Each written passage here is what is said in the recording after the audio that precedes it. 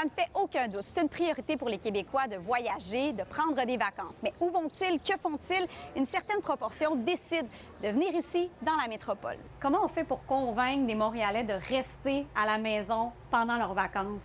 C'est la diversité de l'offre. T'as pas besoin d'aller loin pour t'amuser, là. C'est quand la dernière fois que t'es allé à la biosphère?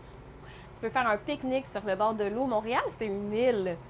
On peut se baigner, il y a 5 plages, vous pouvez faire du surf. Il y a vraiment de quoi se faire des vacances à la maison à Montréal. Est-ce que ça vous arrive de prendre des vacances ici dans la métropole? Pas encore, mais ça viendra forcément.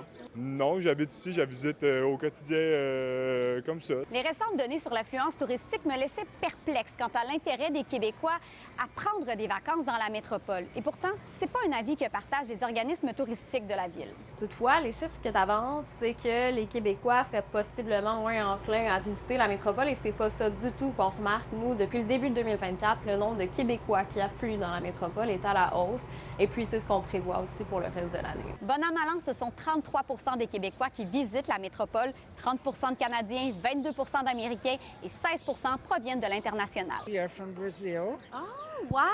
And really, the third time I come to Canada, it's a marvelous country. I live in North Carolina in the United States and it's not as diverse as here. I was telling her, like, you see a group of friends from different races, I love that. L'Association hôtelière du Québec note, quant à elle, une légère baisse en début d'année, mais elle nous confirme qu'il y a une reprise depuis le début du mois de mai. Le coût moyen d'une chambre d'hôtel reste tout de même moins cher à Montréal que toute autre destination touristique. It's not too expensive for you? No, not at all. We're from Toronto. Diana, ça fait 1 an et demi à peu près que tu travailles au bureau d'information touristique. La question qu'on te pose le plus souvent quand on arrive ici. Des gens qui souhaitent ne pas faire des choses très touristiques.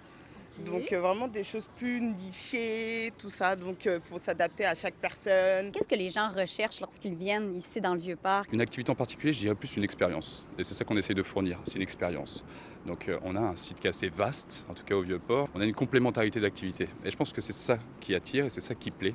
C'est d'avoir la possibilité de faire plusieurs types d'activités, aussi bien nautiques, aussi bien plein air, ou plus de sensations avec la tyrolienne. I'm gonna be drinking and eating and then sleeping. On va lui faire visiter le Vieux-Port, puis ensuite aller à des terrasses. On va lui montrer aussi le Mont-Tremblant.